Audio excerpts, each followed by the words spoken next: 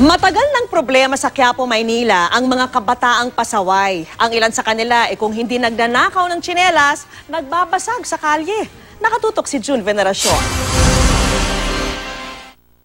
Ang isang bata sa CCTV footage na ito, bote ang hawak. Ang kanyang kasama, fluorescent tube naman ang pinaglalaruan. Pero ang kanilang harutan nauwi sa pagbabasag. Inihagi sa kalsada ang fluorescent tube. Ganon din ang bote. Pagkatapos, naglakad lang na parang walang nangyari.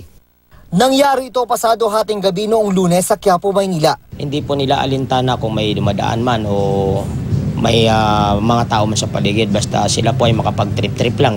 Na-monitor sa CCTV ang mga pasaway na bata, kaya huli sila ng mga barangay tanod. Sinermonan, pinakain. Ano? Pero yun, nahuli na kayo, may merienda pa kayo. Pero pagkatapos ng merienda, pinaglinis sila ng kalsada. Sa susunod, magbasag uli kayo. Buong Quiapo na papalinis ko sa inyo. Yung mga pasaway ng mga bata.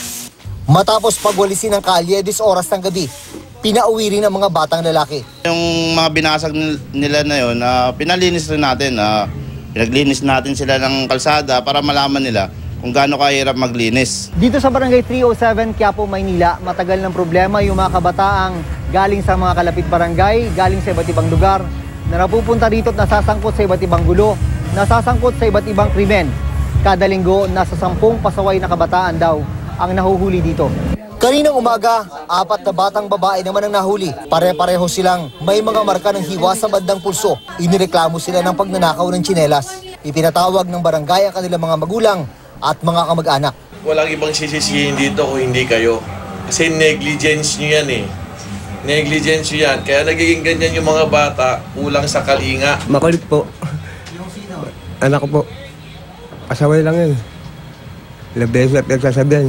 Na-turn over na sa mga social worker ang mga batang babae. June Veneracion, nakatutok, 24 oras.